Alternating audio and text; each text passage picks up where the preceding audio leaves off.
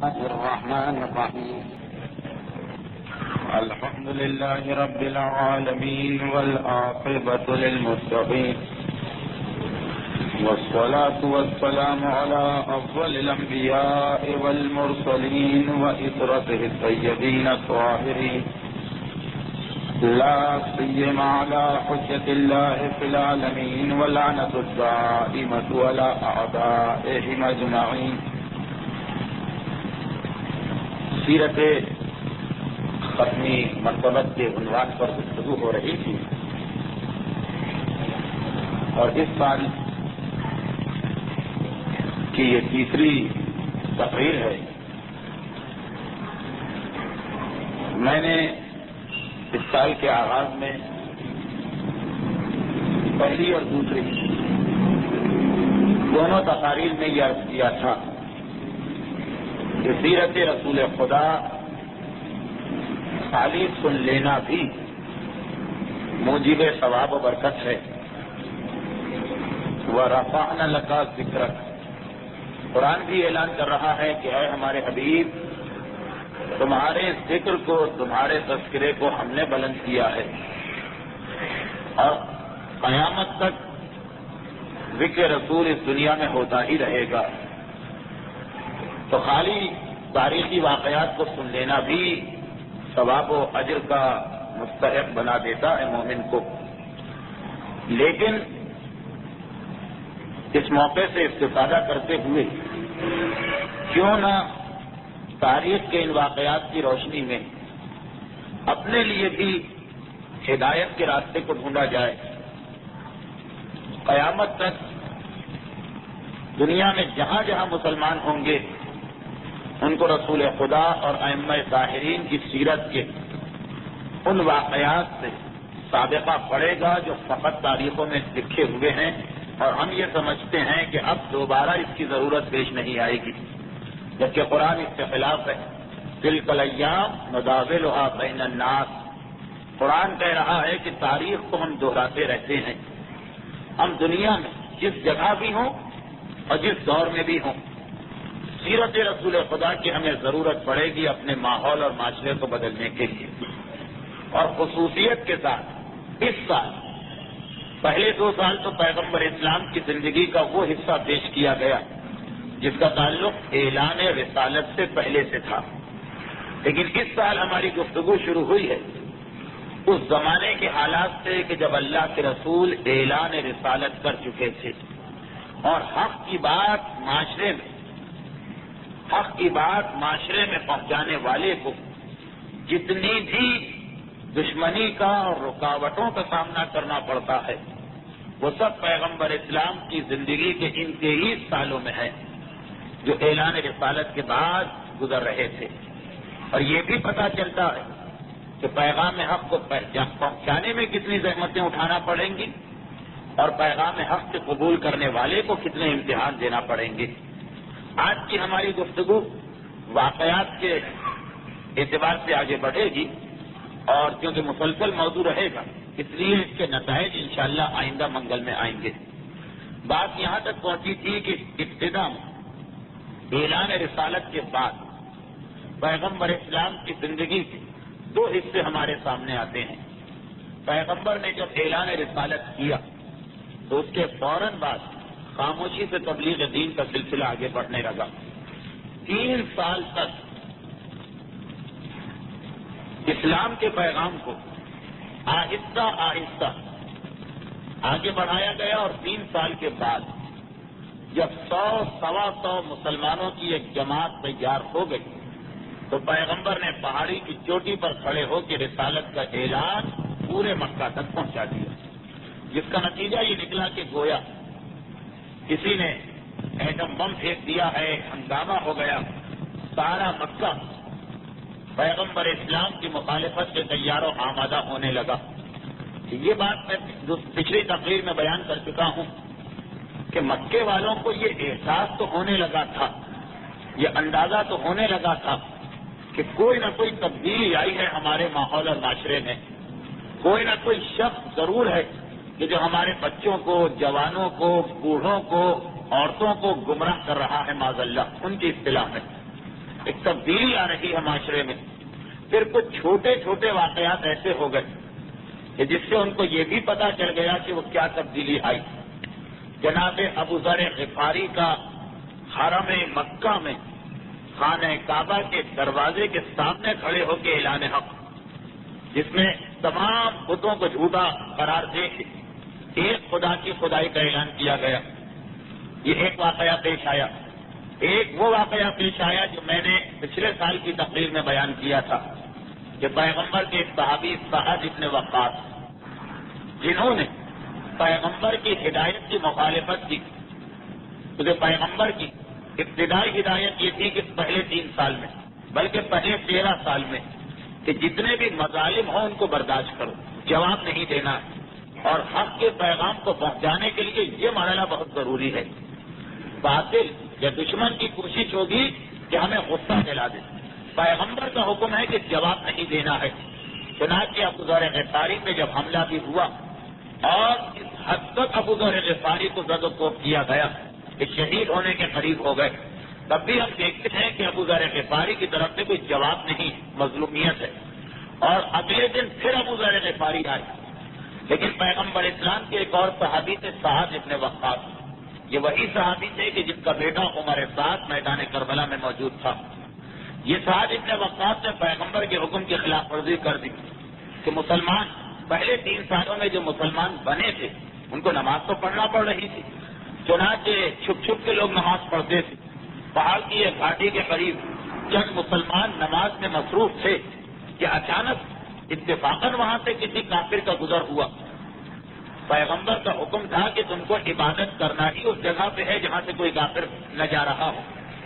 بہت احتیاط کے ساتھ انہوں نے ایک مقام کا انتخاب کیا، لیکن اتفاقاً ایک کافر گزر گئے اور اس نے ان کو نماز پڑھتے دیکھ لیا.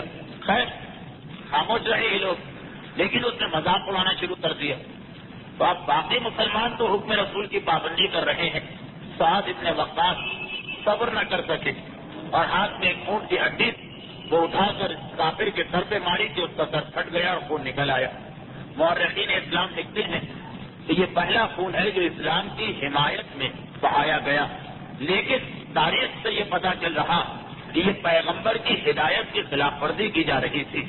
لیکن اس چھوٹے سے واقعے نے بھی یہ بتا دیا کافروں کو کہ ایک نیا طریقہ عبادت جاری ہو چکا ہے مکے میں، ایک نیا دین آ چکا ہے مکے میں. اس کے بعد عبداللہ ابن مسعود کا واقعہ ہمارے سامنے آتا ہے کہ ایک دن وہ جو 100-125 کی جماعت جب بن گئی تو آپس میں ایک دوسرے سے کہنے لگے، اب یہ خود باتیں ہو رہی اس میں پیغمبر شریک نہیں ہے. ایک دوسرے سے کہنے لگے کہ کتنا ہی اچھا ہو اگر جو کلام ہم نے سنا ہے اور جسے سن کے ہم مسلمان ہوئے ہیں یہ کوئی کافروں کے کان تک پہنچا دے. عبداللہ ابن مسعود اس وقت اس مجمع میں بیٹھے تھے. ان کی خیرت بہت بہترین تھی. ام ابن عبد کہلاتے تھے. انہوں نے کہا کہ میں تیار ہوں، میں جا رہا ہوں. لوگوں نے اصحاب رسول نے جو کہ پیغمبر کی ہدایت تھی وہ پہنچائی کہ دیکھو ہمارا بھی دل چاہتا ہے لیکن رسول تو منع کر چکے ہیں. کہا کہ نہیں جو ہوگا میں بھگت دوں گا. آئے خانہ خدا کے قریب اور سورہ رحمان جو اس وقت نازل ہو چکی بالکل شروع کے سوروں میں سے ہے سورہ رحمان، اس کی تلاوت کرنا شروع کر دی. 2 4 5 10 20 50 100 کافر قریب آ کے بیٹھتے گئے. پوچھنے لگے کہ یہ کون سی شاعری ہے؟ تو بالکل نیا کلام ہم نے سنا. تو کسی نے کہا کہ یہ وہی کلام ہے کہ جس کی تلاش میں ہم تھے. چنانچہ عبداللہ ابن مسعود پہ بھی حملہ ہوا اور اس پوری طریقے سے ان کو زد و کوب کیا گیا، مارا پیٹا گیا کہ سارے چہرے پہ سوجن آ گئی. واپس آئے تو مسلمانوں نے کہا کہ ہم تو پہلے ہی تم کو منع کر رہے تھے. جواب دیا کوئی بات نہیں، مجھے خوشی کہ جتنا مجھ پر جتنی میرے ساتھ زیادتی ہوئی یا ظلم ہوا اس سے زیادہ میں نے کامیابی حاصل کر لی ہے، اگرچہ یہ بھی رسول کے حکم کے خلاف عمل کیا گیا. مگر یہ جو چھوٹے چھوٹے چند واقعات پیش آئے جس میں بعض مسلمانوں کا صبر جواب دے گیا، اس سے یہ ہوا کہ قریش مکہ کو یہ اطلاع مل گئی کہ ہاں ایک گروہ تیار ہو چکا ہے جو ہم سے الگ ہے. مگر کس نے یہ گروہ تیار کیا، ان کا لیڈر کون ہے اور یہ کون کون لوگ ہیں یہ ابھی پتہ نہیں چل رہا تھا. 3 سال گزر گئے پیغمبر کے اعلان رسالت کو اور پیغمبر نے کوہ صفا پر کھڑے ہو کر وہ اعلان کر دیا جو پچھلے سال کی تقریر ہوئی پوری اور گزشتہ منگل کو بھی میں نے بیان کیا. اب قریش کو ٹھیک ٹھیک اندازہ ہو گیا یہ کون آدمی ہے اس تحریک کو چلانے والا، اور یہ بھی پتا چل گیا کہ اس کے ماننے والے کون ہیں. چنانچہ فوراً آپس میں معاہدہ کیا گیا کہ ہم میں سے جس مسلمان کے قریب ہے وہ اس پر ظلم و ستم شروع کر دے، اتنا ان کو مارا جائے، اتنا ان پہ ظلم کیے جائیں کہ تھک ہار کر یہ اپنے مذہب کو چھوڑ دیں. چنانچہ ایک سلسلہ شروع ہوا ظلم و ستم کا، جو 2 سال تک تو پوری شدت کے ساتھ جاری رہا. 2 سال تک. 2 سال کے بعد پھر پیغمبر اسلام نے ان مسلمانوں کو جن پر زیادہ ظلم ہو رہا تھا حکم دیا کہ مکہ چھوڑ کر تم حبشہ کی جانب چلے جاؤ. مگر پہلے 2 سال یعنی 3 سال کے بعد یہ جماعت مسلمانوں کی جماعت کافروں کے سامنے آئی اور 2 سال مزید بے انتہا ظلم و ستم کا ان کو سامنا کرنا پڑا. یہاں تک کہ خود اس 2 سال میں بعض مسلمان شہید بھی ہو گئے. مگر ہم کو ایک واقعہ بھی ایسا نظر نہیں آتا کہ کسی مسلمان نے ان مظالم کے دوران پلٹ کر اپنے اوپر ظلم کرنے والے کافر پہ حملہ کیا، جبکہ چونٹی بھی دبکے کاٹ لیتی. بلی کو بھی انسان گھیر کے کھڑا ہو جائے تو وہ انسان کے لیے شیر جیسے خطرناک بن جاتی. جبکہ دوسری طرف کہ جتنے مسلمان ان کی اکثریت غلام ہے. غلام کسے کہا جاتا ہے عربوں میں؟ غلام کہا جاتا ہے کہ جو طاقتور نوجوان ہوتے ہیں وہی غلام لوگ اپنے گھروں میں رکھتے ہیں جو گھر کا کام کر سکیں. زیادہ تر نوجوان ہیں اور طاقتور ہیں، مگر اس کے باوجود کوئی پلٹ کے جواب نہیں دے رہا. مظالم برداشت کرتے کرتے شہید ہو رہے ہیں مگر کوئی پلٹ کے جواب نہیں دے رہا، کیونکہ پیغمبر کا حکم یہ تھا کہ اس وقت جلدی نہیں کرنا. اگر ان کی عید کے جواب میں ہم نے پتھر چلانا شروع کر دیا تو ہماری پوری تحریک کو بدنام کر دیا جائے گا. ہم دیکھتے ہیں کہ بلال حبشی یہ عرب کے کوئی ضعیف یا بیمار یا بوڑھے بزرگ نہیں، یہ ایک نوجوان اور طاقتور حبشی غلام ہے، مگر مظالم ہو رہے ہیں. اور مظالم بھی کیسے مظالم ہو رہے ہیں کہ چھوٹے چھوٹے بچے ان کے گلے میں رسی باندھ کے ان کو گھسیٹتے لے جا رہے ہیں. ان چھوٹے سے بچوں کا مقابلہ کرنا کیا بڑی بات ہے، مگر خاموشی، مگر کوئی جواب نہیں. ہم دیکھتے ہیں جناب عمار یاسر کا پورا خاندان، خباب ابن ارد جن کی تفصیل آپ نے پچھلی دفعہ سنی، صہیب رومی، ابو فقیر، یہ پورا سلسلہ چلا آ رہا ان نوجوانوں کا کہ جن کی چوکی جوانی تھی، جن کے جسم میں طاقت ان لوگوں سے کم طاقت نہیں تھی جو ان پہ ظلم کر رہے ہیں، مگر کوئی جواب نہیں دیا جا رہا. تمام مظالم کو برداشت کیا جا رہا اور پیغمبر اسلام ان مظالم کو دیکھتے ہیں اور اس وقت بھی یہی کہتے ہیں کہ خاموش رہو. جناب عمار یاسر کا واقعہ تو انتہائی مشہور واقعہ کہ یہ وہ خاندان جس کے 4 آدمیوں نے ایک ساتھ اسلام قبول کیا. تو جناب عمار نے، ان کے والد یاسر نے، ان کی والدہ سمیہ نے، ان کے چھوٹے بھائی عبداللہ نے، 4 آدمیوں نے، یہ غالباً خاندان بنی ہاشم کے باہر واحد خاندان تھا کہ جس کے 4 آدمی ایک ساتھ مسلمان ہو رہے ہیں اور غلام بھی نہیں ہے کسی کی. یہ ایک آزاد خاندان ہے، غلام نہیں. مگر اس کے باوجود ابو جہل ان کو آزاد محسوس کرنے کے باوجود ان پہ حملہ کرتا. بس بات صرف اتنی سی تھی کہ جناب عمار یاسر کے والد یمن کے رہنے والے تھے، مکے میں آ گئے تھے اور جس قبیلے کی پناہ میں آئے تھے اس کا سردار اس وقت ابو جہل بن چکا تھا. چنانچہ غلام نہیں مگر کیونکہ اس کے قبیلے کی پناہ میں اتنے مظالم کیے جاتے ہیں، وہ جو تاریخ میں ہے کہ جانور کے کھال میں لپیٹ دیا جاتا ہے اور اس کو سی دیا جاتا. جو تاریخ کے اندر ہے کہ باقاعدہ اس کو تالاب میں اور دریا میں ڈال کے اتنی دیر تک رکھا جاتا ہے کہ دم گھٹنے لگتا.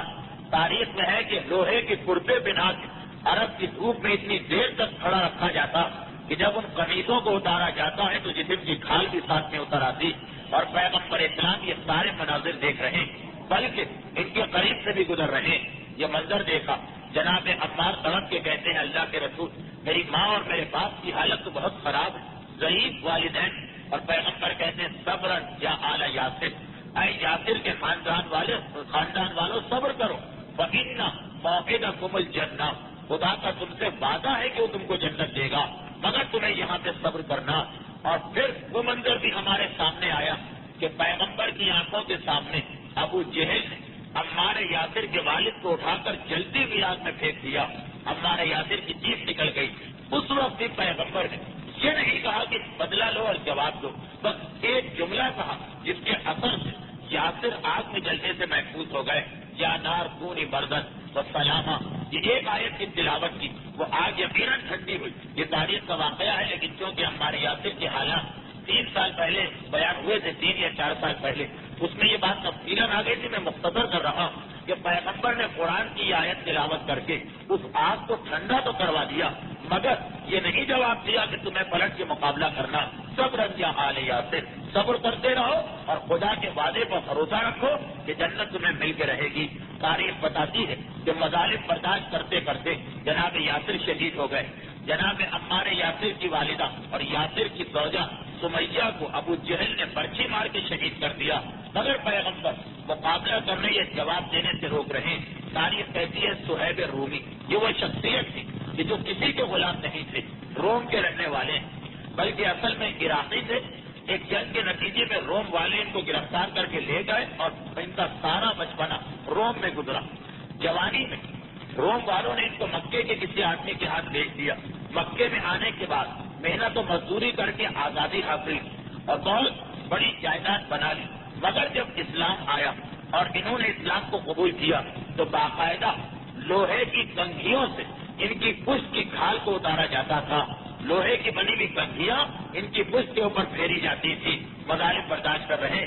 پیغمبر گزرتے ہیں، صبر کرو تمہیں اس کا بڑا صلہ ملنے والا. اور پھر پیغمبر فرماتے ہیں کہ اے صہیب، تم مسلمانوں میں سب سے اچھی تجارت کر رہے ہو کہ دنیا کو دے کے آخرت کو خرید رہے ہو. ایک خاص واقعے کی ذیل میں جو اس وقت میں بیان نہیں کر سکتا، گفتگو پھیلتی چلی جائے گی. تاریخ بتاتی ابو فقی یہ عرب کے انتہائی طاقتور نوجوانوں میں سے ایک ہیں، مگر وقت اسلام قبول کرنے کی وجہ سے ان کا آقا امیہ انہیں لے جا کے جلتی ریتی پہ لٹاتا اور جلتی ریتی پہ لٹانے کے بعد ان سے یہ کہتا کہ بتاؤ میں تمہارا رب نہیں ہوں؟ اور یہ کہتے ہیں کہ ہرگز نہیں، میرا رب وہی خدا واحد ہے کہ جس کی میں پرستش کرتا ہوں. اتنا غصہ آتا کہ ان کے سینے پہ چڑھ اپنے ہاتھوں سے ان کا گلا گھٹنے لگتا. اتنے میں اس کا بیٹا صفوان آتا، وہ بھی اپنے باپ کی مدد کر رہا. اب یہ 2 آدمیوں کا مقابلہ کرنا اور کوئی لاؤ لشکر نہیں، 2 آدمی ان کا مقابلہ کرنا کوئی مشکل بات نہیں تھی ابو فقیر کے لیے. مگر حکم رسول نے ہاتھ پاؤں باندھ رکھے، گلا گھٹ رہا اور اس طرح سے گلا گھونٹا گیا کہ وہ لوگ یہ سمجھے کہ ان کا انتقال ہو گیا. چنانچہ ان کو یہاں سے چھوڑ کے گئے. ان کا لاشا جلتی ریتی میں پڑا رہنے دو. مگر فقط بے ہوش ہوئے تھے. تھوڑی دیر کے بعد ہوش آتا اور ایک روایت میں ہے کہ پیغمبر نے بعض مسلمانوں کو بھیجا جو انہیں اٹھا کے لائے. ان کی مرہم پٹی کی گئی اور ان کو عارضی طور پر مکے کے باہر پہاڑیوں میں چھپا دیا گیا. جب 2 سال کے بعد مظلوم مسلمانوں کو ہجرت کا حکم ملا تب ان کو ان کے ساتھ شامل کر دیا گیا.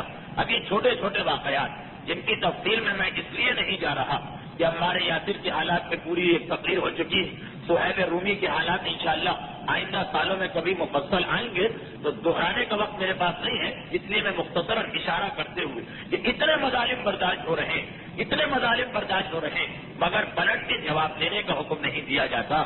اور یہ بھی ہم دیکھ رہے ہیں کہ ہاں مسلمان بھی زیادہ پریشان نہیں. دیکھیے آگ پہ لٹایا جائے گا، کھال جلے گی، جسم جلے گا، گلا گھوٹا جائے گا، تکلیف ہوگی، دھوپ میں کھڑا کیا جائے گا، اذیت ہوگی. لیکن مسلمان جب لا الہ الا اللہ کہہ دیتے ہیں تو اب ان تمام مصیبتوں کا سامنا کرنے کو تیار ہو جاتے ہیں. انہیں معلوم ہے کہ اس کے نتیجے میں ہمیں کتنے مظالم برداشت کرنا پڑیں گے. فقط 2 چھوٹے چھوٹے واقعات ہمارے سامنے آئے کہ جب ان مظالم کو برداشت کرتے کرتے ذرا مسلمانوں کی ہمت ٹوٹی. اور یہ کوئی عجیب بات بھی نہیں، فطرت ہے، مگر پیغمبر نے فوراً تسلی دے دی. ایک واقعہ خود جناب عمار کا. ان کے والد ان کی آنکھوں کے سامنے شہید کر دیے گئے. ان کی والدہ کے پیٹ میں پرچی مار کے ابو جہل نے ان کی آنکھوں کے سامنے شہید کر دیا. اور اس کے بعد جب وہ 2 شہید ہو گئے تو عمار یاسر بڑے بھائی تھے، چنانچہ سارے مظالم ان پہ ہونے لگے. اور ایک دن تو ابو جہل انہیں اٹھا کے تالاب میں ڈالا اور اتنی دیر تک رکھا کہ ان کا دم گھٹنے لگا اور بار بار کہتا ہے کلمہ کفر اپنی زبان سے ادا کرو. اتنے مظالم برداشت کیے. باپ اور ماں کی شہادت کو دیکھا، بے اختیار کفر کا کلمہ ان کی زبان سے نکل گیا. چنانچہ ابو جہل نے خوش ہو کے ان کو چھوڑ دیا. مگر گھبرا کے پیغمبر کے پاس آئے، اللہ کے رسول اب میرا کیا ہوگا؟ اتنے مظالم برداشت کرتے کرتے پتا نہیں کیا ہوا. اس وقت میری زبان سے یہ کلمہ کفر نکل گیا.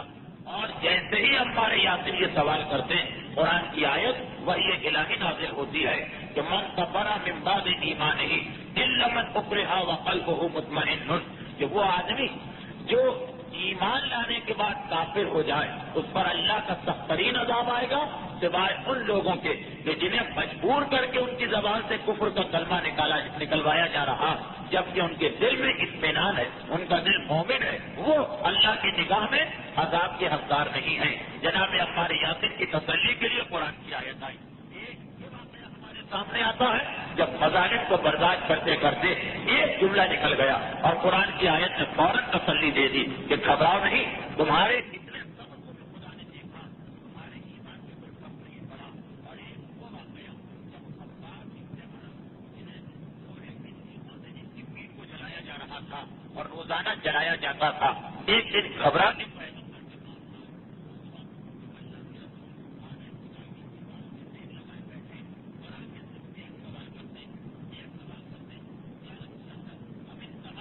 غالب کو برداشت کرنے کو تیار ہیں، مگر کب تک؟ یعنی مدت کیا؟ کتنا عرصہ اور ہم کو سامنا کرنا پڑے گا؟ بس پیغمبر اسلام نے تسلی، اے خباب ابھی یہ ابتدا، تم اتنی سی چیزوں سے گھبرا گئے، جبکہ تم سے پہلے جو انبیاء گزرے ان کے ماننے والوں کا امتحان تو اس سے بھی زیادہ سخت ہوا تھا۔ انہیں آرے سے کاٹا جاتا تھا، انہیں آگ میں زندہ ڈال کے، ان کو آگ میں ڈال کے زندہ جلایا جاتا تھا۔ یہ تو ابھی تم نے کوئی امتحان نہیں دیا، صبر کرو، انشاءاللہ خدا ہماری مدد کرے گا۔ خباب ابن عرب نے صرف اتنا سوال کر لیا کہ اور کتنی مدت ہمیں یہ مظالم برداشت کرنا؟ پیغمبر نے تو تسلی دی، مگر فوراً قرآن کا ایک انتہائی اہم سورہ نازل ہوا۔ یہ وہ سورہ جو خدا کی نگاہ میں اتنا اہم کہ مومن سے یہ کہا گیا کہ ہمیشہ یہ سورہ تمہارے ذہن میں رہنا چاہیے۔ چنانچہ میں کم سے کم 3 راتیں انسان اس سورے کی تلاوت کرے، یعنی 19ویں رمضان، 21ویں رمضان، 23ویں رمضان میں جو تلاوت کی جاتی ہے، یہ خاص وجہ یہ بھی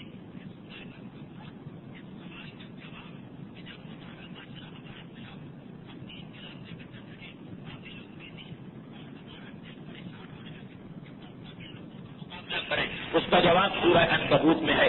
خصوصاً اس کی شروع کی 15 یا 20 آیتیں اس وقت کے مسلمان جو مظالم برداشت کر رہے تھے ان کے سوال کا جواب ہے۔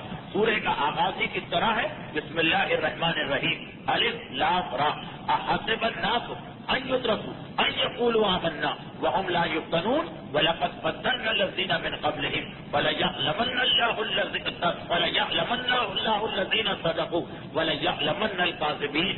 الف لام را، کیا لوگوں نے یہ غلط خیال کر لیا کہ وہ کہیں گے کہ ہم نے کلمہ پڑھا اور ان کو چھوڑ دیا جائے گا اور خدا ان کا امتحان نہیں لے گا؟ نہیں، امتحان تو تم سے پہلے بھی ہر اس آدمی کا لیا گیا جس نے اپنے آپ کو مومن کہا، تاکہ خدا کو پتہ چل جائے کہ سچا مومن کون ہے اور جھوٹا مومن کون ہے۔ یہاں سے یہ سورہ شروع ہوا اور پھر آگے آیتیں چل رہی ہیں۔ من جاہد فانما یجاہد لنفسہ۔ یاد رکھو، اگر اسلام کے خاطر تم یہ مظالم برداشت کر رہے ہو تو اس سے اللہ کو کوئی فائدہ نہیں ہوگا، سارا فائدہ تمہیں ملے گا۔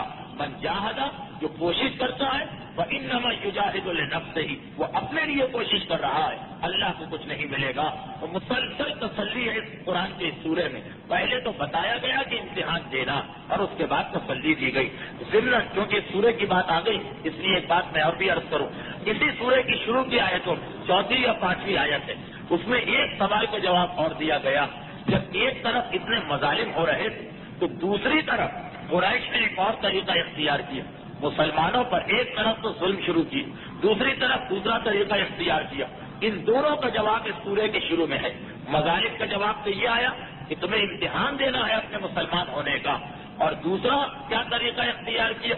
دوسرا طریقہ یہ اختیار کیا کہ جو نوجوان مسلمان ہوئے، جو نوجوان 18 سال 20 سال 22 سال کے اسلام لائے تھے، ان پر ان کے والدین نے دباؤ ڈالنا شروع کیا۔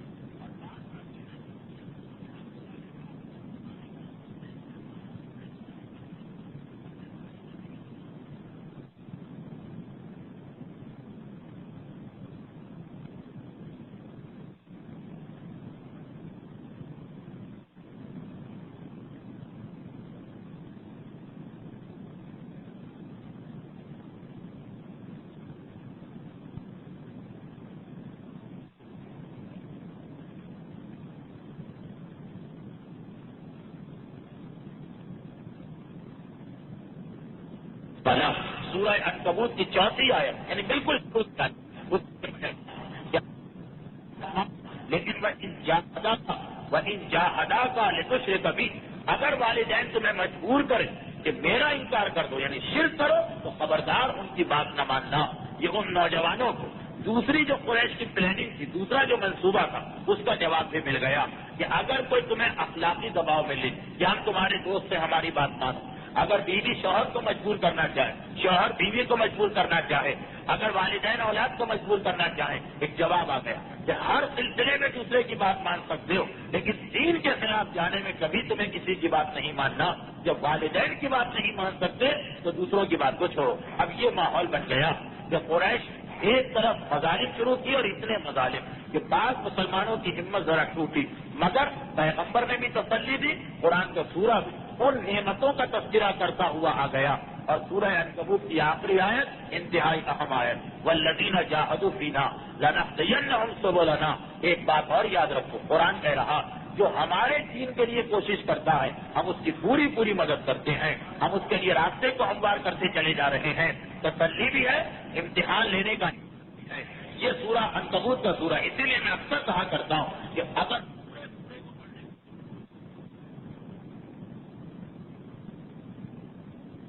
تین مرتبہ جب قرآن اسلام اس سورے کو پڑھوا رہا شب قدر میں, تو مقصد یہ ہے کہ یہ چیزیں تازہ ہوتی رہیں. یہ حالت تھی, یہ ماحول تھا اس وقت کے مسلمانوں کا. مظالم ہو رہے ہیں مگر کوئی جواب نہیں دیا جا رہا, صبر کیا جا رہا. اخلاقی دباؤ یعنی گھر والے دباؤ ڈال رہے ہیں, اس کا بھی سامنا ہو رہا, اور یہ ظالم دباؤ ڈال رہے ہیں, اس کا بھی سامنا ہو رہا. یہ تو مسلمانوں کی حالت ہے. اور اللہ کا رسول تیسرے سال, نبوت کے تیسرے سال اعلان عام کرنے کے بعد اللہ کا رسول اب اسلام کو پھیلانے کے لیے ہر وقت فکر مند ہے, ہر وقت پریشان ہے. قرآن کہتا ہے کہ ہمارا حبیب اتنا پریشان تھا کہ لوگ اسلام کے دائرے میں آ جائیں, اسلام کے دائرے میں آ جائیں, کہ ایسا لگ رہا ہے کہ کہیں پیغمبر اسلام اس پریشانی کی وجہ سے انتقال نہ کر جائے. اتنا پیغمبر کو خیال اور فکر ہے کہ یہ لوگ جو جہنم کے راستے پہ چل رہے ہیں ان کو جنت کے راستے میں لایا جائے. پیغمبر نے اب تبلیغ کا کیا طریقہ اختیار کیا. مسلمان تو مصائب اور مظالم برداشت کر رہے ہیں, پیغمبر نے یہ طریقہ اختیار کیا کہ اپنے خاندان والوں تک پیغام پہنچا دیا. اب پیغمبر خانہ خدا کے صحن میں آ کے بیٹھتے.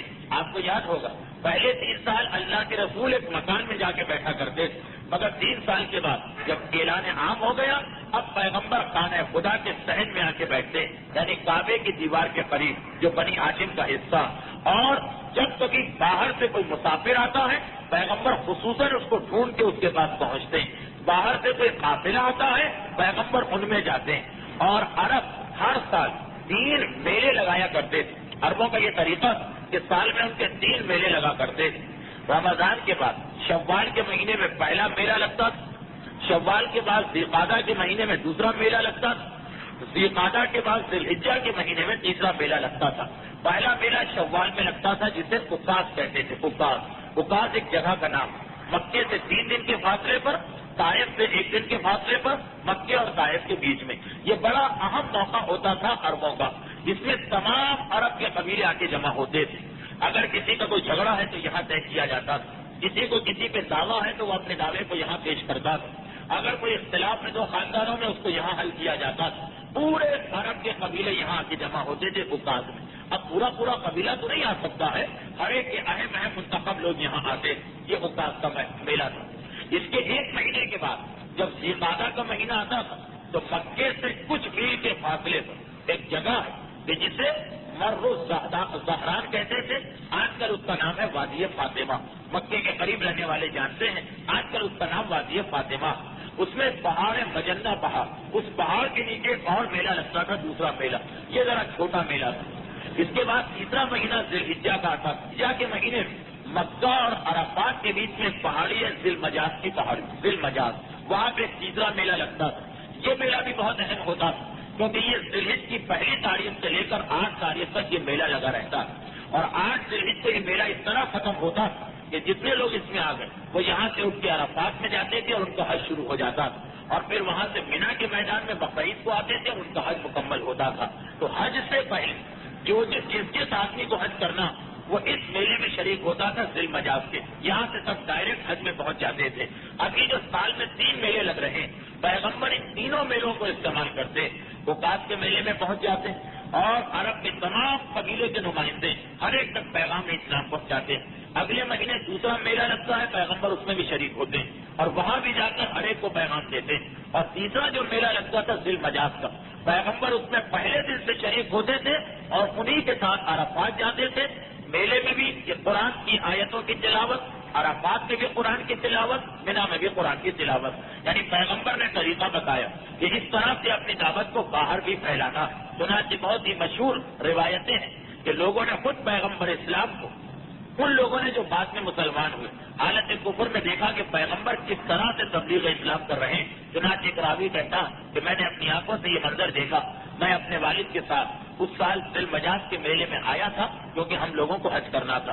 میں اس میلے میں پہنچا، میں نے دیکھا کہ جیسے ہی صبح کا وقت ہوا اور لوگ نیند سے اٹھے، ایک نوجوان نکل کے آیا اور ایک ایک خیمے کے پاس ہر قبیلے کا جو مرکز ہے وہاں جاتا اور ایک نیا کلام، ایک عجیب کلام پڑھنے لگتا اور اس کو پڑھنے کے بعد آخر میں ایک جملہ کہتا، قولوا لا الہ الا اللہ تفلحوا، لا الہ الا اللہ کہو فلاح پاؤ گے۔ یہ 4 جملے، لا الہ الا اللہ کہو فلاح پاؤ گے، عرب کے بادشاہ بن جاؤ گے، عجم تمہارے قدموں پہ آ کے گر جائے گا اور جہنم کے عذاب سے بچ کر جنت کی نعمتوں کے حقدار بنو گے۔ ہر خیمے کے پاس، ہر قبیلے کی چوکھٹ کے پاس جاتا، پہلے تو قرآن اور اس کے بعد یہ 4 جملے، لا الہ الا اللہ کہو نجات ملے گی۔ دوسرا جملہ کہ تم عرب کے مالک بنو گے۔ تیسرا جملہ عجب تمہارے قدموں پہ آ کے گر جائے گا۔ چوتھا جملہ جہنم سے بچ کے جنت کی نعمتیں ملیں گی۔ مجھے یہ نوجوان بہت عجیب لگا، میں اس کے ساتھ ساتھ گھومتا رہا یہاں تک کہ میں نے یہ دیکھا کہ دوپہر کا وقت آ گیا۔ جب عرب میں جانے والا چاہے کوئی وہاں رہنے کے لیے جائے، زیارت کے لیے جائے، عمرے کے لیے جائے، حج کے لیے جائے، ہر ایک کو پتا کہ ظہر سے لے کر عصر تک یعنی دوپہر سے دوپہر تک عرب اپنے سارے کام بند کر دیتے، سب جا کے خیموں میں سو جاتے ہیں۔ تو میں نے دیکھا کہ دوپہر کا وقت آ گیا اور سارے کے سارے عرب سونے لگے۔ اس وقت ایک لڑکی آئی، اس حالت میں آئی کہ اس کے سر کے اوپر ایک چادر پڑی ہوئی تھی، مگر چادر اس طرح سے پڑی تھی کہ سامنے سے وہ چادر کھلی ہوئی تھی۔ اس کے ہاتھ میں دودھ کا ایک پیالہ تھا، اس نے یہ پیالہ لا کے اس نوجوان کے سامنے رکھا اور اس نوجوان نے اس پیالے کو استعمال کیا، اس کے دودھ کو استعمال کیا، مگر دودھ پینے سے پہلے ایک جملہ کہا کہ بیٹی اپنی چادر سے اپنے گلے کو ڈھک لو، تمہارا گلا کھلا ہوا نظر آ رہا۔ اب یہ کہتے ہیں یہ شخص جب بعد میں مسلمان ہو گئے کہ بعد میں مجھے پتا چلا کہ یہ پیغمبر اسلام سے اور یہ پیغمبر کی بھانجی جناب زینب، پیغمبر کی وہ بھانجی جن کے بارے میں اسلام میں اختلاف ہے۔ ہمارے علماء کی اکثریت سے یہ کہنا کہ یہ پیغمبر کی 3 بھانجیاں تھیں، زینب، رقیہ، ام کلثوم، اور آپ مثلا مسلمین کہتے ہیں کہ نہیں یہ پیغمبر اسلام کی بیٹیاں ہیں۔ تو بہرحال یہ جناب زینب جن کو بعض مسلمان رسول کی بیٹیاں کہتے ہیں، بعض مسلمان رسول کی بھانجی کہتے ہیں، یہ آئی اور اپنے خالو کو یا اپنے والد کو دودھ کا وہ پیالہ پیش کیا، مگر پیغمبر اسلام نے اس وقت جب ابھی حجاب کا حکم نہیں آیا اس وقت بھی دیکھا کہ گلا کھلا ہوا ہے، فوراً ٹوک دیا، دودھ کو بعد میں استعمال کیا، کہا بیٹی پہلے اپنے گلے کو ڈھانکو۔ ان صحابی کا یہ جملہ ایک طرف یہ بتاتا کہ پیغمبر اسلام کس طرح تبلیغ کر رہے تھے اور دوسری طرف یہ بھی پتہ چلتا کہ اس قسم کے مواقع پر پیغمبر کے ساتھ جناب خدیجۃ الکبریٰ بھی ہوا کرتی تھی، خصوصاً یہ جو 3-4 مواقع تھے، کیونکہ زینب پیغمبر کی بھانجی بغیر خدیجۃ الکبریٰ کے ان کا آنا بہت ہی مشکل لگ رہا۔ اب یہ اس طرح سے تبلیغ اسلام کا سلسلہ آگے بڑھا۔ قریش نے جب یہ منظر دیکھا تو ان کو سب سے بڑا خطرہ رسول کی ذات سے تھا کہ یہ تو میلوں میں جا کے پیغام پہنچا رہے ہیں، باقی مسلمانوں پہ تو وہ مظالم کر رہے ہیں، مگر پیغمبر پہ ظلم کرنا ان کو بہت مشکل لگ رہا تھا اس وقت، اس لیے کہ پورا خاندان بنی ہاشم پیغمبر کی حمایت کر رہا، مگر خاندان بنی ہاشم سے ایک شخصیت قریش کے ساتھ مل گئی جس کا نام ہے ابو لہب، اور یہ وہ شخصیت ہے کہ جس نے اسلام کے قانون کی بھی مخالفت کی اور عربوں کے قانون کی بھی مخالفت کی۔ اسلام میں تو حی کے حق کا ساتھ دینا، مگر خود عربوں میں جو جاہلیت کا قانون تھا اس میں بھی یہ تھا کہ اپنے خاندان کا ساتھ دینا، جس نے دونوں قوانین کو ٹھکرایا۔ اسی لیے قرآن میں خاص اس کا نام آیا تبت یدا ابی لہب و تب، ابو لہب کے دونوں ہاتھ ٹوٹ جائیں اور وہ ذلیل ہو کے رہ جائے، اور کسی کا نام نہیں آیا، ابو جہل جیسی شخصیت کا نام نہیں آیا، کیونکہ ابو لہب اپنے قانون کی بھی خلاف ورزی کی، اللہ کے قانون کی بھی خلاف ورزی کی، تو قریش نے یہ دیکھ کر کہ ابتدا میں شروع میں ہم پیغمبر پہ حملہ نہیں کر سکتے، خاندان بنی ہاشم ان کے ساتھ ہے، جناب ابو طالب ابھی حیات ہیں، انہوں نے ابو لہب کو استعمال کرنا چاہا کہ کیونکہ یہ خود خاندان بنی ہاشم سے اس کا تعلق ہے، خود یہ بھی پیغمبر اسلام کا کے چچاؤں میں سے ایک چچا، اس لیے اگر یہ رسول کو پریشان کرے تو ہم پہ الزام نہیں آئے گا، بنی ہاشم کا خاندان ہمیں کوئی نقصان نہیں پہنچا پائے گا۔ اور تاریخ اسلام بتاتی ہے کہ پیغمبر کے بدترین دشمنوں میں وہ ابو لہب بھی شامل ہو گیا، جو پیغمبر اسلام سے پہلے بے انتہا محبت کیا کرتا، بے انتہا محبت کیا کرتا تھا، مگر اس وقت فقط اپنے دنیاوی فائدے کی خاطر پیغمبر اسلام کی دشمنی پہ کمر بستہ ہو گیا۔ اور تاریخ نے یہ بتایا یہ ابو لہب، یہ بھی میں شروع میں واضح کر دوں کہ ابو لہب نام نہیں، ابو لہب کو نیت، اصل نام کچھ اور، مگر ابو لہب، لہب عربی میں کہتے ہیں شعلہ، جو آگ کا شعلہ بلند ہوتا، یہ اتنا سرخ و سفید انسان تھا، عرب کا حسین ترین انسان، عرب کا انتہائی خوبصورت انسان، کہ لوگوں نے اس کا نام بھلا دیا اور اس کو ابو لہب کہنے لگے، یعنی آگ کے شعلے کی طرح جس پر چہرہ چمک رہا ہو، یہ خوبصورتی کے لیے عرب کہتے تھے، یعنی دوسرے الفاظ میں مکے کے خوبصورت ترین آدمیوں میں سے ایک آدمی تھا۔ اس کا انجام کیا ہوا یہ بھی بیان کرنا ضروری ہے، کیونکہ سیرت رسول میں ابو لہب کا انتہائی اہم تذکرہ قرآن تک نے کر دیا۔ یہ ابو لہب یہ تیار ہو گیا کہ میں پیغمبر اسلام کی مخالفت کروں گا، اور اس کو بدقسمتی سے، اس کی خوش قسمتی یا اپنی خوش قسمتی کہہ رہا، مگر اتفاق سے سوئے اتفاق سے اس کو ایک فائدہ اور ملا، وہ فائدہ یہ ملا کہ اس کا مکان پیغمبر اسلام کے مکان سے بالکل ملا ہوا تھا، بالکل دیوار برابر۔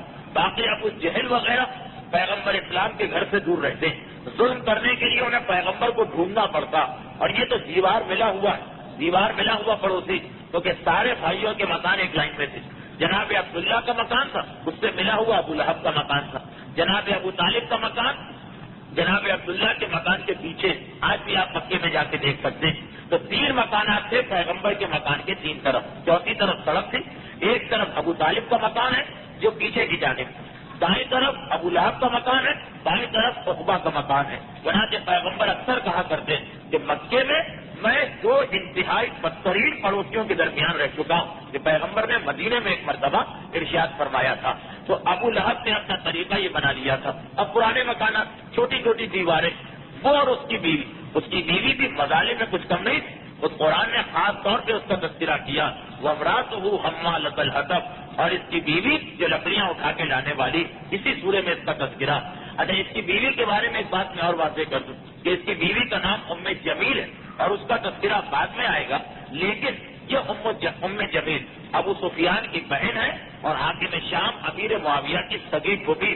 خاندان بنو امیہ اور خاندان بنو ہاشم میں شادیاں نہیں ہوتی، مگر یہ ایک رشتہ ہوا کہ ابو لہب کی شادی ابو سفیان کی سگی بہن ام جمیل سے ہوئی، جو حاکم شام امیر معاویہ کی پھوپھی بھی قرار پاتی۔ یہ ام جمیل پیغمبر اسلام کے پڑوس میں رہ رہی، ابو لہب پیغمبر کے پڑوس میں ہے۔ چنانچہ ان کا یہ طریقہ تھا کہ اکثر یہ اپنے مکان کی چھت پہ جاتے تھے، پیغمبر کا مکان تو کھلا صحن صاف نظر آتا، اللہ کے رسول آرام کر رہے ہیں، پتھر مارے جا رہے ہیں، اللہ کے رسول عبادت کر رہے ہیں، غلاظتیں لا کے ڈالی جا رہی۔ جہاں تک تاریخوں میں لکھا ہے کہ اگر کھانا تیار ہو رہا اور انہوں نے دیکھا کہ چولہے کے اوپر جو برتن چڑھا اس کا ڈھکنا تھوڑا سا ہٹا، دیکھیے خباثت اتنا زیادہ پیغمبر اسلام کو پریشان کیا جا رہا کہ ایک مرتبہ مکان کی چھت پکتے ہوئے کھانے کے اندر نجاست ڈال دی گئی، پکتے ہوئے کھانے کے اندر غلاظت ڈال دی گئی، یعنی کھانا تک پیغمبر اسلام کے گھر میں نہیں پک سکتا جب دیوار برابر کا پڑوسی اس طرح سے ظلم و ستم پہ تیار و آمادہ ہو جائے تو انسان کے لیے زندہ رہنا مشکل ہو جاتا۔ پیغمبر کو ان مصائب کا بھی سامنا کرنا پڑا کہ کھانے کی ہنڈیا کے اندر ایک مرتبہ چڑھا کے گئی گھر کی کنیز یا گھر کی کوئی خاتون، واپس آ کے دیکھا تو سارا کھانا بیکار ہو چکا، پیغمبر نہ لیٹ سکتے نہ آرام کر سکتے۔ اب جناب خدیجہ اسی گھر کے اندر نہ لیٹ سکتے نہ آرام کر سکتے نہ کھانا تیار ہو سکتا۔ تاریخ بتاتی ہے کہ یہ سارے مظالم ہو رہے، اور دوسری طرف یہ حمالۃ الحطب، یہ ابو لہب کی بیوی جو پیغمبر اسلام کی چچی اور حاکم شام کی پھوپھی، اس کا طریقہ کیا کہ پرانے زمانے کے قانون اور قاعدے کے مطابق عورتوں کی ذمہ داریوں میں ایک ذمہ داری یہ ہوتی کہ وہ جنگل سے جائیں، لکڑی کاٹ کے لائیں، کیونکہ وہی لکڑی ایندھن کے طور پہ استعمال ہوتی تھی. آج کی طرح نہ سوئی گیس ہے، نہ پیٹرول ہے، نہ کوئی اور چیز. لکڑیاں جلائی جاتی ہیں چولہے میں. تو جب یہ روزانہ لکڑی کاٹ کے لاتی تھی تو اپنے ساتھ کانٹے بھر بھر کے لاتی تھی، پوری پوری بوری تھی. اور رات کو سب لوگ سو جاتے ہیں، یہ راتوں رات آدھی رات کو نکلتی اور وہ پوری بوری بھر، 2 بوریاں، 3 بوریاں کانٹے کے بھر کے لاتی اور سب پیغمبر اسلام کے دروازے کی چاروں طرف اس طرح پھیلا دیتی کہ الگ جیسے ہی پیغمبر دروازہ کھول کے باہر نکلے اور فوراً پیغمبر کا پیر کانٹوں کے اوپر پڑے. اب یہ تو اپنے انداز سے دیکھ رہے ہیں. اندھیرا صبح کا وقت ہے، پیغمبر نماز صبح پڑھنے کے لیے خانہ کعبہ میں جاتے ہیں.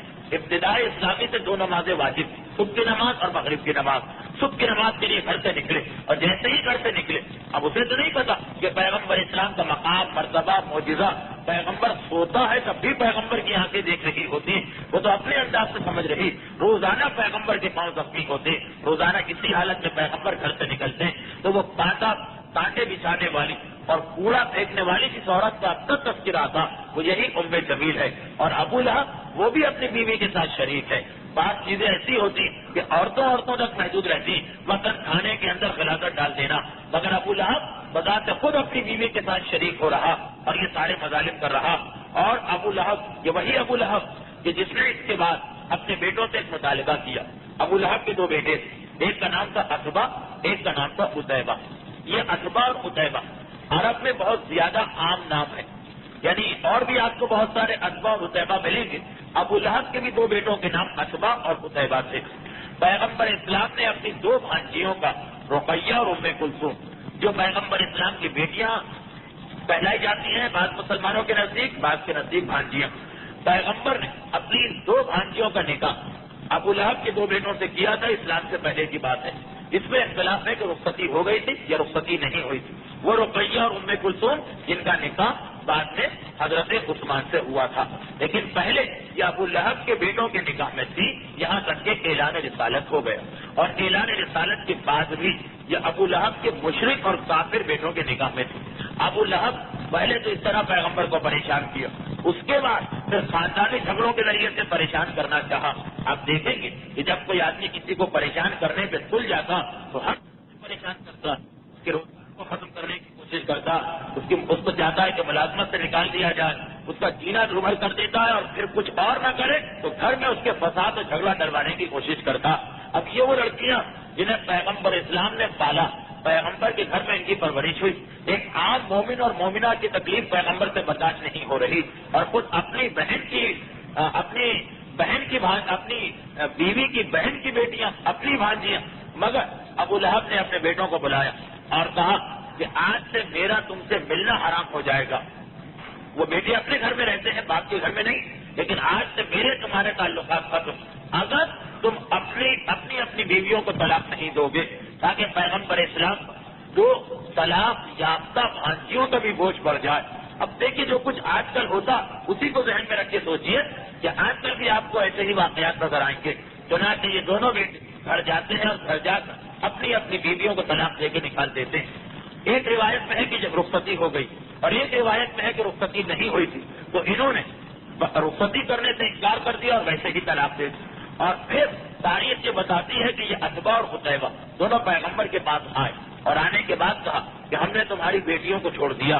اور وہ کا ایک فائدہ تھا کہ اگر کوئی شخص کسی بچی کو اپنے گھر میں پالے تو چاہے وہ اس کی بھتیجی ہو یا بھانجی ہو یا اس کی کنیز کی لڑکی ہو یا بالکل کوئی غیر یتیمہ، بہرحال وہ اس کی بیٹی کہلانے لگتی تھی.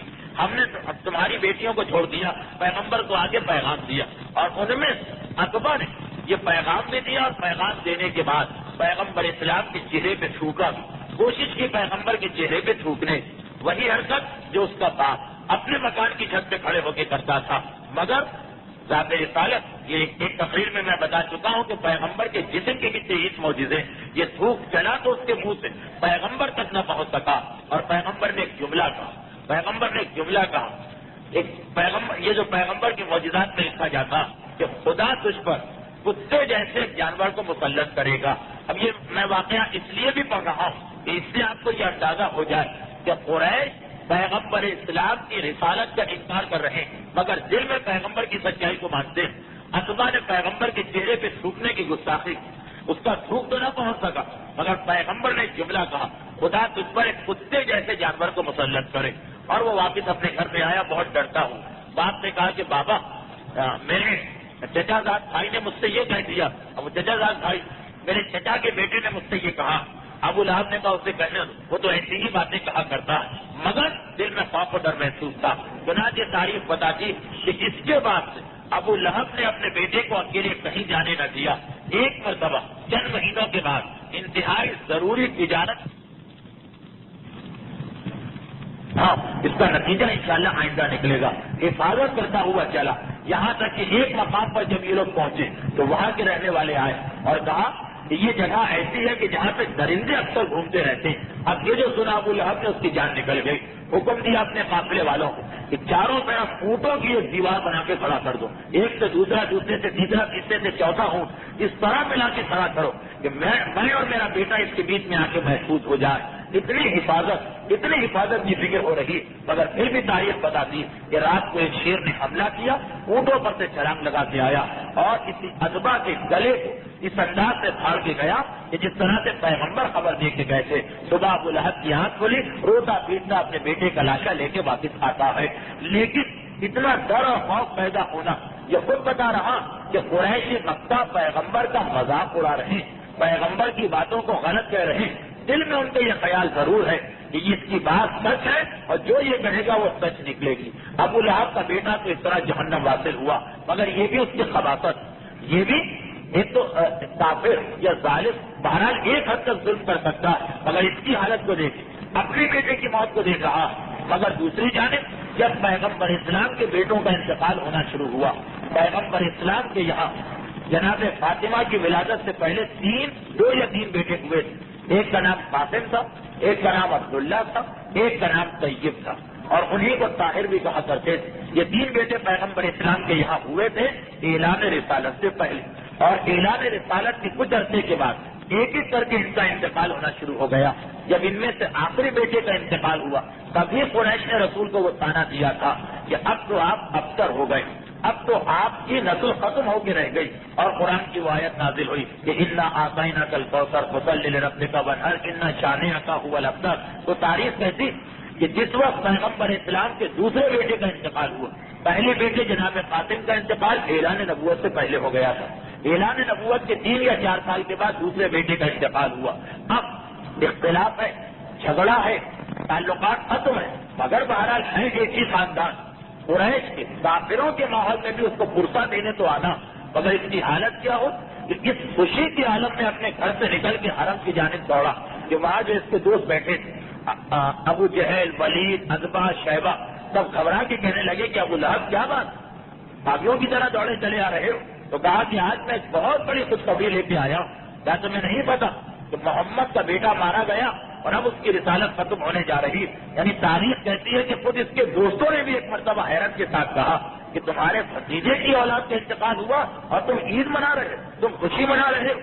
ظلم میں, خباثت میں, دشمنی رسول میں یہ کس حد تک پہنچ گیا کہ اپنے جوان بیٹے کی موت کا صدمہ برداشت کر چکا, لیکن پیغمبر اسلام کے فرزند کے انتقال پر باقاعدہ یہ جشن مناتا. اچھا تاریخ یہ بھی بتاتی کہ صرف اتنا ہی نہیں بلکہ یہ پیغمبر اسلام کی تبلیغ کے راستے میں بھی رکاوٹ بن رہا.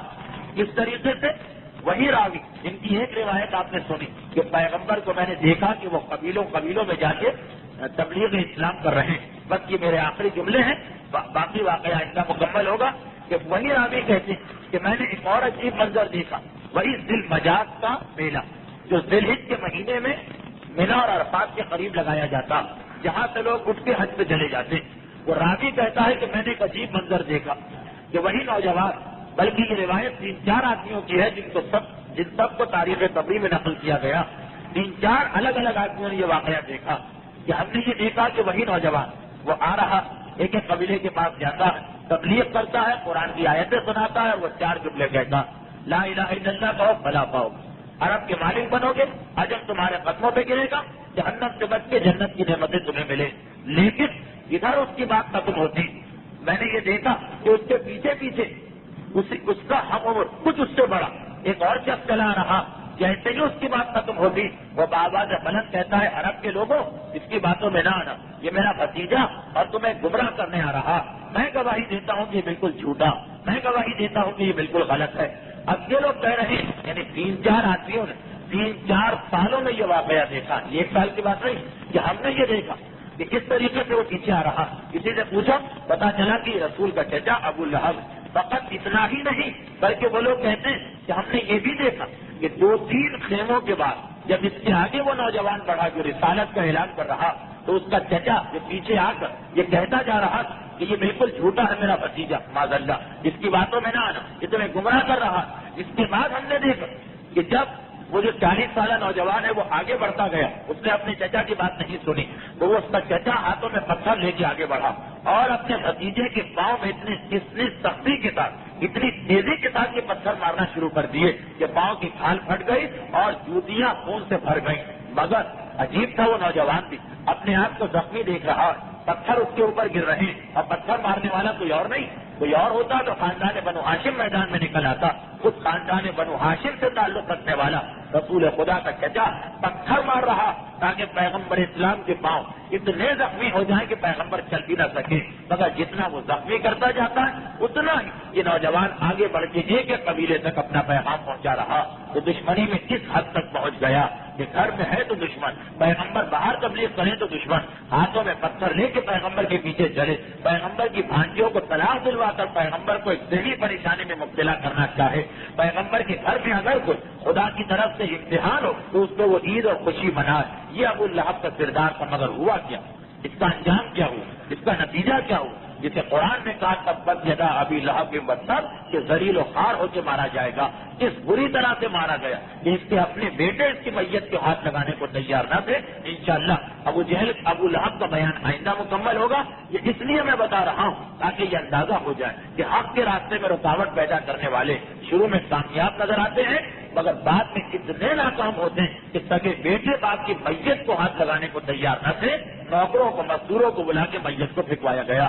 تو تبلیغ اسلام، پیغمبر اسلام کا طریقہ ہمارے سامنے آئے کہ پیغمبر نے جماعت تیار کی جو مظالم کو برداشت کر رہی ہے اور خود پیغمبر آہستہ آہستہ اپنی دعوت کے اپنے پیغام کو عام کرتے جا رہے ہیں۔ مزید اس سلسلے میں جو زحمتیں اٹھانا پڑی اور ابو لہب کے بعد ابو جہل کا کردار، یہ انشاءاللہ آئندہ منگل کو ہماری گفتگو کا عنوان بنے گا۔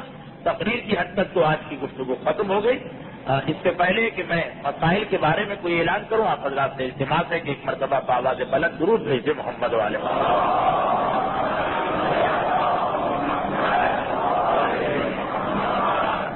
پہلا اعلان تو میں اس درس کے وقت کے بارے میں کر دوں، اس کا وقت ٹھیک 9 بجے ہے اور اسی انداز سے اعلان بھی ہوگا، لیکن اصل میں اس کا وقت 9:05 ہے، 9:05۔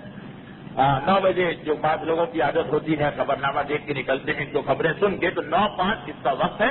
اعلانات تو 9 بجے کے حساب سے ہوں گے لیکن ہمارے اعتبار سے 9:05 سے 10:05 یہ اس کا وقت رہے گا، اور اسی لیے 10:05 جو ختم ہونے کا وقت ہے اس کے اندر 9 منٹ ابھی بچتے ہیں، اس میں آج آپ مسائل سن لیجیے۔ آئندہ سے انشاءاللہ میں 45 منٹ کی تقریر اور 15 منٹ کے مسائل کے ساتھ گفتگو کیا کروں گا تاکہ پروگرام 1 گھنٹے میں ختم ہو جائے اور جو سب سے اہم چیز ہے مسائل، اس کے اندر بھی کوئی کمی نہ آنے پائے۔ اس سے پہلے کے سالوں میں تو مجھے اطمینان ہوتا تھا کہ اگر کچھ مسائل کم ہو گئے تو ماہ رمضان میں میں اس کا جبران کر دوں گا، اس کی کثرت پوری کر دوں گا، لیکن اس سال حالات ایسے ہیں کہ شاید ماہ رمضان میں آپ کی خدمت نہ کر سکوں، تو اس وجہ سے یہ جو چند تقریریں ہیں یہ مسائل کے لیے بھی انتہائی اہم ہے۔ ایک یہ بات، دوسری ایک بات میں اور بتا دوں کہ بہرحال میں بھی ایک انسان اور خطا انسان ہی سے ہوتی ہے، انسان ہی غلطی کرتا، تو مسائل اور مجھے ایک وقت میں اتنے سارے مسائل بیان کرنا پڑتے ہیں کہ بعض اوقات کچھ مسائل کے بیان میں شاید میری زبان سے کوئی غلط مسئلہ نکل جاتا ہو۔ بہرحال یہ تو فطری چیز ہے، میں معصوم تو نہیں ہوں، تو اس لیے میں اس ایک بات کا اعلان کر دوں کہ یہاں پہ جو مسائل بیان ہوتے ہیں منگل کی تقریر یہ وہ مسائل ہوتے ہیں کہ جو سب سے آخری مسائل ہیں۔ اچھا، کبھی ایسا بھی ہوتا ہے کہ مجتہدین کے فتوے بھی بدل جاتے ہیں، کبھی میں نے 2 سال پہلے ایک مسئلہ بتایا وہ بدل گیا، تو یہاں پہ اس منگل کے اندر میں عام طور پہ وہی مسائل بتاتا ہوں جو تازہ ترین فتوے آیت اللہ خوئی اور خمینی کے میرے پاس آئے ہوئے ہوتے ہیں۔ اس لیے اگر کبھی اس منگل کے درس میں آپ ایک مسئلہ سنیں اور اس سے پہلے کی تقریروں میں کوئی اور مسئلہ پوچھ چکے ہیں اور دونوں ٹکرا رہے ہیں، تو یہی ذہن میں رکھیے گا کہ پہلے والا مسئلہ یہ غلط بتا دیا گیا تھا یا وہ مسئلہ بدل گیا۔ تازہ ترین مسئلہ، صحیح مسئلہ وہ ہے کہ جو اس تقریر کے اندر آیا۔ یہ میں نے اس لیے وضاحت کر دی کہ اکثر لوگوں کو یہ غلط فہمی ہو جاتی ہے، یہ اشتباہ ہو جاتا کہ یہاں کی گفتگو کسی پچھلی تقریر کے خلاف جا رہی۔ اور میں آپ کو ایک واقعہ بھی یاد دلا دوں، اگرچہ وہ واقعہ میں نے بہت ہی حال ہی میں 2-3 جگہ پڑھا ہے، مگر صرف اس لیے کہ آپ کو یہ اندازہ ہو جائے کہ مسائل میں غلطی اگر کوئی عادت بنا لے تو وہ گناہ گار ہے، وہ عدالت سے نکل گیا، وہ عادل نہیں۔ اگر کسی کی عادت بن جائے کہ ہر ہفتے جو مسئلے ہو رہے ہیں اس میں 2-4 مسئلے غلط، لیکن اگر ایسا ہو کہ 100 مسئلوں میں 1 مسئلہ غلط ہو گیا تو یہ تو وہ چیز ہے کہ جو مجتہدین کرام اور مراجع اذان سے بھی ہو جاتی۔ میں اکثر ایک واقعہ پڑھا کرتا ہوں، علامہ ہلی کا واقعہ۔ یہ علامہ ہلی کا ایک فتویٰ تھا جو آج کے مراجع کا بھی ملتا جلتا اس سے فتویٰ کہ اگر کوئی آدمی نماز واجب کا وقت آنے سے پہلے واجب کی نیت سے وضو کر لے، جبکہ ابھی نماز کا وقت بھی نہیں آیا، اس پر کوئی اور واجب نماز بھی نہیں، کوئی قضا نماز بھی نہیں، کیونکہ قضا نماز تو ہر وقت واجب رہتی ہے۔ تو ایک ایسا آدمی جس پر کوئی قضا نماز بھی نہیں، واجب کا وقت بھی نہیں آیا، اور وہ پھر بھی واجب کی نیت سے وضو کر لے تو اس کا وضو غلط ہے۔ مثلا 11 بجے ہم وضو کریں اور واجب کی نیت سے وضو کریں، جبکہ 11 بجے دوپہر کو کسی نماز کا وقت نہیں، ظہر کا وقت نہیں آیا، اور ہم پر کوئی قضا نماز بھی نہ ہو تو یہ ہمارا وضو غلط ہو گیا۔ یہ علامہ ہلی کا ایک فتویٰ تھا۔ ان کا ایک مقلد تھا، اس کو یہ فتویٰ نہیں معلوم، 20 سال 30 سال 40 سال نمازیں پڑھتا رہا، پھر اسے یہ مسئلہ پتا چلا، وہ گھبرا گیا۔ اس کی تو عادت یہ تھی کہ وہ ہمیشہ نماز سے آدھا گھنٹہ پہلے 15 منٹ پہلے وضو کر کے بیٹھ جاتا تھا واجب کی نیت۔ گھبرا کے وہ آتا ہے علامہ ہلی کے پاس، تو غضب ہو گیا، میں نے 40 سال نمازیں پڑھی اور ہمیشہ میرا طریقہ رہا کہ وقت آنے سے پہلے میں وضو کر لیتا تھا۔ علامہ ہلی نے پوچھا کہ تم پہ کوئی قضا نماز باقی تھی؟ کیونکہ اگر قضا نماز ہو تب بھی واجب کا وضو صحیح ہو جائے گا، تاکہ نہیں قضا بھی کوئی نہیں۔ علامہ نے کہا پھر تو میرا فتویٰ یہی ہے، تمہاری ساری نمازیں غلط ہیں، کیونکہ اگر کسی کا وضو غلط ہو جائے تو نماز خود بخود غلط ہو جاتی، اور ساری زندگی کی نمازوں کی قضا کرنا۔ بس اتنا ہے کہ گناہ نہیں ملے گا، اگر ہم نمازیں پڑھے ہی نہیں اور 40 سال کی قضا کرنا پڑے تو ہم گناہ گار بھی۔ اس نے کہا کہ بس گناہ تمہیں نہیں ملے گا کیونکہ تم نے نمازیں پڑھ تو لی، لیکن وہ نمازیں بیکار ہو گئی، ان کو دوبارہ دہرانا پڑے گا۔ مسئلہ ہے اسلام کا، اس میں تو کوئی بھی تبدیلی نہیں کر سکتا۔ خیر، مایوسی کے عالم میں باہر آیا، باہر آ کے چل رہا ہے۔ علامہ ہلی کے بیٹے جو خود بھی مجتہد ہیں، فخر المحققین، وہ آ رہے تھے اندر، دیکھا کہ میرے باپ کے پاس سے کوئی آدمی مسئلہ پوچھ کے نکلا، لیکن بڑا غمگین اور پریشان لگ رہا۔ کیا بات ہے بھائی؟ روکا، اسے پوچھا، اس نے بتایا کہ یہ مسئلہ 40 سال میں نے نمازیں پڑھی ہیں، آج پتا چلا سب بیکار، دوبارہ نماز پڑھی۔ آسان چیز نہیں ہے کہ اگر کسی کی پوری زندگی کی نمازیں غلط ہو جائیں۔ جس آدمی نے نماز بالکل نہ پڑھی ہو اس سے کہا جائے کہ قضا کرو تو پھر بھی اس کو آسان لگتا، کیونکہ اس نے کوئی زحمت نہیں اٹھائی۔ جو آدمی بیچارہ سردیوں میں بھی صبح اٹھا اور سردیوں میں بھی ٹھنڈے پانی سے وضو کیا اور دوپہر کی گرمیوں میں بھی نماز پڑھتا رہا اور اس کو پتا چلے کہ سب بیکار، اتنا غمگین ہوگا۔ اس نے پورا مسئلہ بتایا کہ میں وقت نماز سے پہلے وضو کر لیتا تھا واجب کی نیت سے، اور مجھ سے کوئی قضا نماز بھی نہیں۔ تو آپ کے والد کا میں مقلد ہوں، انہوں نے کہا نماز غلط۔ انہوں نے تو نہ کہا کہ ایسا کرو کہ ایک دن کی قضا نماز پڑھو اور باقی ساری نمازیں تمہاری صحیح ہیں، تم کو کوئی قضا نماز پڑھنے کی ضرورت نہیں۔ وہ حیران ہو گیا۔ اگر آج کی طرح کا کوئی مومن ہوتا تو بہت خوش ہو جاتا، مٹھائی دیتا کہ آپ نے تو بڑا اچھا مسئلہ بتایا، کیونکہ آج لوگوں کا طریقہ یہ ہے کہ ایک مسئلہ لے کے نکلتے ہیں، ان سے بھی پوچھیں گے، ان سے بھی پوچھیں گے، ان سے بھی پوچھیں گے، ان سے بھی پوچھیں گے، ان سے بھی پوچھیں گے۔ کیوں؟ اس لیے کہ کوئی نہ کوئی تو اس کو حلال کہہ دے گا، کوئی نہ کوئی تو اس کو جائز کہہ دے گا، بس جو حلال کہہ دے اس کے آگے نہیں جانا۔ یہی مسئلہ ہم کو چاہیے تھا جو ہم کو مل گیا، جس کو اسلام میں بدترین گناہ مانا گیا۔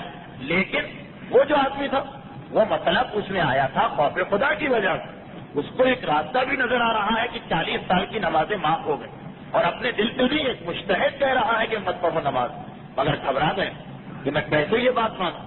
اگر واقعان میرے اوپر نمازیں واجب ہیں اور میں نے چھوڑ دی ان کی بات مان کر تو سزا تو مجھے بھی ملے گی۔ گھبرا گیا، کہا کہ میں آپ کی تقلید میں نہیں ہوں، میں تو آپ کے والد کی تقلید میں ہوں۔ انہوں نے جواب دیا کہ میں بھی اپنے والد ہی کا مسئلہ بتا رہا ہوں، میرا مسئلہ تو کچھ اور ہے۔ فوراً الٹے قدم واپس آئے۔ علامہ ہلی سے کہا کہ بڑی عجیب بات ہو گئی، آپ کہتے ہیں کہ میں 40 سال کی قضا کروں، آپ کا بیٹا کہتا ہے کہ مجھے صرف ایک دن کی قضا کرنا ہے اور کوئی قضا ہی نہیں کرنا۔ آپ کی بات صحیح ہے یا بیٹے کی بات صحیح؟ علامہ نے اپنے بیٹے کو بلایا، کہا بیٹا یہ کیا بات تم نے کہہ دی، یہ میرا مقلد ہے تو میرا فتویٰ تو یہی۔ بیٹا کہتا ہے بابا میں نے یہ بات آپ کے فتوے کی روشنی میں کہی، اور ایک دن کی نماز کی میں نے زیادہ بتا دی احتیاطاً، ورنہ تو اسے ایک وقت کی نماز پڑھنا۔ علامہ ہلی جیسی شخصیت جن کے بارے میں کہا جاتا ہے کہ پوری 1400 سالہ شیعہ تاریخ، علامہ کا لقب اگر کسی سے سجتا ہے تو وہ یہی علامہ ہلی۔ اسی لیے کسی کتاب میں اگر آپ کو علامہ کا لفظ نظر آ جائے، آگے نام نہ لکھا ہو کہ کون علامہ، سمجھ لیجیے کہ وہ علامہ ہلی کا واقعہ ہوگا۔ اگر آ جائے کہ علامہ نے یہ کہا، علامہ نے یہ کیا، اتنے بلند عالم کہ لفظ علامہ انہی کے لیے بن کے رہ گیا۔ وہ حیران ہوئے، کہا بیٹا یہ تم نے کیسے کہہ دیا؟ کہا بابا آپ کا مسئلہ یہی تو ہے کہ اگر کسی پر قضا نماز ہے تو وہ واجب کی نیت سے وضو کر سکتا ہے ہر وقت۔ علامہ نے کہا یہ میرا مسئلہ، مگر اس پہ تو کوئی قضا نماز نہیں ہے، اس کو تو یہ اجازت نہیں ملے گی۔ کہا بابا اس نے پہلے دن جو وضو کیا سب سے پہلے دن پر کیجیے ظہر کا وقت تھا، اس نے جلدی وضو کر لیا، وہ وضو غلط ہو گیا۔ اب جو ظہر کی نماز پڑھی وہ نماز غلط ہو گئی، اس کی قضا اس پر واجبات ہو گئی۔ اب جب مغربین کے لیے یہ وضو کرے گا جلدی تو ایک قضا نماز تو اس کی گردن پہ آ چکی ہے، اس لیے اس کا وہ وضو صحیح ہو گیا۔ اور ہر نماز کا یہی مسئلہ رہے گا کہ ایک قضا نماز اس کی گردن پہ چڑھی ہوئی ہے پہلے دن کی، تو اب اس کے لیے ہر وقت واجب کی نیت سے وضو کرنا صحیح ہو جائے گی۔ علامہ ہلی حیران ہو کر کہتے ہیں بیٹا واقعا میرا مسئلہ میرا فتویٰ ہے اور میں نہیں سمجھ سکا، تم نے بالکل ٹھیک کہا، تو کبھی ایسا بھی ہو جاتا، لیکن ایسی غلطیاں ہوتی ہیں وہ اس وقت ہے کہ جب کوئی اپنی عادت نہ بنا لے۔ اگر کوئی ایسا مسئلہ بتانے والا آپ کو ملے کہ جس کی عادت کے بن گئی ہو کہ غلط مسئلے بتاتا، تو اس سے تو مسئلہ پوچھنا بھی حرام۔ تو یہ اگر کبھی غلطی یہاں پہ ہو بھی جاتی اور مجھے بہرحال معلوم تو ہو جاتا، اس لیے کہ یہاں پہ بہت احتیاط سے سننے والے لوگ بھی موجود ہیں تو وہ بتا دیتے ہیں، میں آئندہ تقریروں میں اس کی اصلاح کر لیتا ہوں۔ تو یہاں کے جو مسئلے ہوں گے وہ سمجھ لیجیے کہ لیٹسٹ مسئلے ہوں گے، تازہ ترین مسئلے ہوں گے۔ اچھا اب میرا ایک مسئلہ یہ کہ اس سال جو مجھے کچھ مسئلے آپ تک پیش کرنا، آغا خود سے میں نے کچھ نئے مسئلے پوچھے، وہ آئے ہیں، وہ میں انشاءاللہ آپ کے سامنے پیش کروں گا۔ پہلے ارادہ تھا کہ رمضان میں پیش کروں، اب کیونکہ یقینی نہیں ہے رمضان کا تو ابھی میں اس کو پیش کر دوں، مگر اس سے پہلے پچھلے سال بعض خواتین نے کچھ مسئلے پوچھوائے تھے جو جتنے ہو سکے ہر منگل کو بیان کر دیے گئے، پھر بھی کچھ مسئلے رہ گئے تھے۔ میرا یہ وعدہ تھا کہ آئندہ سال یہ مسئلے بیان کیے جائیں گے، تو بس جو ہمارا وقت ہے وہ وقت پورا ہو رہا، مگر صرف میں ایک مسئلہ یہ بتا دوں تاکہ آج مسائل کا وقت ضائع نہ ہونے پائے۔ صرف ایک مسئلہ جو انہوں نے پوچھا، یہ سوال یہ ہے کہ کیا نافلہ نماز ہم بیٹھ کے پڑھ سکتے ہیں، اور اگر بیٹھ کر پڑھیں تو ڈبل پڑھیں یا وہی، یعنی مغرب کی 4 رکعت 8 رکعت ہو جائے گی یا 4 رکعت پڑھنا پڑے گی؟ نافلہ نماز یعنی اسلام میں جتنی بھی سنتی نمازیں ان سب میں آدمی کو اجازت ہے کہ بغیر کسی مجبوری کے بھی وہ بیٹھ کے پڑھ سکتا ہے۔ جس کو مجبوری ہے وہ تو خیر بیٹھ کے پڑھے، لیکن جسے کوئی مجبوری نہیں، بالکل صحت مند ہٹا کٹا طاقتور انسان، نہ بیماری ہے نہ تھکن ہے نہ تکلیف ہے نہ کمزوری ہے، کچھ بھی نہیں، پھر بھی اجازت ہے نافلہ نماز بیٹھ کے پڑھی جا سکتی، اور اس میں آپ کی مرضی ہے، چاہے تو اتنی ہی رکعت پڑھیں جتنی رکعت کھڑے ہو کے پڑھتے تھے، جیسے مغرب کی 4 رکعت ہے تو بیٹھ کے بھی 4 رکعت پڑھیں، لیکن زیادہ ثواب اس میں ہے کہ اس کو ڈبل کر لیں، لیکن وہ ضروری نہیں، ثواب کی بات ہے۔ جیسے نماز شب کھڑے ہو کر پڑھیں تو 11 رکعت ہے، بیٹھ کے پڑھیں تو 11 رکعت بھی پڑھ سکتے ہیں، لیکن زیادہ بہتر ہے کہ اس کو 22 رکعت کر لیں۔ بلکہ نافلہ نماز میں تو ایک اور سہولت ہے کہ بیٹھ کر ہی نہیں، چلتے پھرتے گاڑی میں، بس میں، پیدل چلتے ہوئے بھی یہ نماز پڑھی جا سکتی ہے، خاص طریقے سے جس کو اس وقت بیان کرنے کی ضرورت نہیں۔ ایک سوال یہ ہے کہ کمرے میں لوگ آتے جاتے ہیں، یعنی ایک کمرہ ہے اس میں لوگ آ رہے ہیں جا رہے ہیں، خصوصاً اگر ہم کسی شادی میں یا موت کی تقریب میں جائیں اب وہاں پہ نماز پڑھ رہے ہیں کہ ایک نامحرم آ گیا یا کوئی لڑکا آ گیا، تو کیا ہماری نماز صحیح ہوگی یا غلط ہوگی؟ یہ سوال غالباً اس غلط فہمی کی وجہ سے ہے جو اکثر عورتوں میں پھیلی ہوئی کہ اگر وضو کرنے کے بعد کوئی نامحرم عورت کو دیکھ لے تو اس کا وضو ٹوٹ جاتا، یہ تو بالکل غلط خیال۔ اسی طرح بعض عورتوں میں یہ غلط فہمی کہ اگر نماز پڑھتے ہوئے کوئی نامحرم ان کو دیکھ لے گا تو وہ یہ سمجھتی ہیں کہ ان کی نماز ٹوٹ جاتی۔ ایسا کوئی مسئلہ اسلام میں نہیں ہے، نماز بالکل صحیح رہے گی۔ البرہان بوجھ کر ایسی جگہ نماز پڑھنا کہ یقین ہے کہ کوئی نامحرم ضرور آئے گا اور ہمیں دیکھے گا، یہ اسلام کے اعتبار سے اچھی چیز نہیں، لیکن پھر بھی نماز نہیں ٹوٹے گی۔ یعنی جان بوجھ کر بھی ہم ایسی جگہ نماز پڑھیں کہ ہمیں پتا ہے کہ نامحرم آ کے دیکھے گا، پھر بھی نماز تو غلط نہیں ہوگی، لیکن ہم نے ایک اچھا کام نہیں کیا۔ اور اگر ہم ایسی جگہ نماز پڑھ رہے ہیں کہ جہاں پہ ہمیں نہیں کہا کہ نامحرم دیکھے گا، کسی کے گھر میں گئے، کسی تقریب میں گئے اور آ گیا اتفاق سے کوئی نامحرم، تو عورت کی کوئی ذمہ داری ہی نہیں۔ مگر بہرحال جان بوجھ کر بھی نامحرم کے سامنے نماز پڑھے تب بھی اس کی نماز پہ کوئی فرق نہیں پڑتا، اس کی نماز بالکل ٹھیک رہتی۔ اور یہ 2 سوال تو میں نے کر لیے، آخری سوال آج کا کہ آغا خانی پاک ہے یا نجس؟ شیعہ حضرات ان کے یہاں کا کھانا کھاتے ہیں اور وہ جس پلیٹ میں کھاتے ہیں اسی میں دوسروں کو بھی دے دیتے ہیں ہم لوگ، جبکہ آغا خانی لوگ ہمارے یہاں کا کھانا نہیں کھاتے۔ بس یہ 3 سوال۔ یہ آغا خانیوں کا مسئلہ ہے تو بڑا لمبا چوڑا مسئلہ، اس کو سمجھانا، لیکن خلاصہ یہ جو آیت اللہ خوئی اور خمینی کا فتویٰ کہ آغا خانیوں کا کھانا پینا پاک مانا جائے گا، وہ ہمارے کھانے سے پرہیز کریں، وہ ان کا مسئلہ ہے، لیکن ہم ان کے ساتھ کھانا کھا سکتے ہیں، ان کو کھانا کھلا سکتے ہیں۔ یہ آغا خوئی اور خمینی کا مسئلہ ہے۔ پرانے کسی مجتہد کا مسئلہ کچھ اور ہوگا تو مجھے نہیں معلوم۔ موجودہ دونوں مجتہدین آغا خانیوں کو بھی پاک سمجھتے ہیں اور ان کے کھانے پینے کو بھی پاک سمجھتے ہیں۔ ہاں، قادیانیوں کا کھانا پینا نجس ہے۔ اگر آپ کے محلے میں یا دوستوں میں یا جاننے والوں میں کوئی قادیانی مرد یا عورت ہے تو اس کے ساتھ کھانا پینا غلط ہوگا اگر اس کا گیلا ہاتھ آپ کے کھانے تک پہنچ رہا ہے۔ یہ 3 مسئلے آج میں نے بتایا، اس کے ساتھ گفتگو ختم ہوئی۔ پروردگارہ محمد والے محمد کا واسطہ، خصوصاً پیغمبر اسلام کے اس ذکر مبارک کا واسطہ، ہم سب کو دنیا اور آخرت دونوں میں رسول خدا کے ماننے والوں میں شامل فرما۔ پروردگارہ پیغمبر اسلام اور ان کی آل اطہار کی شفاعت دنیا اور آخرت دونوں میں ہمیں عطا فرما۔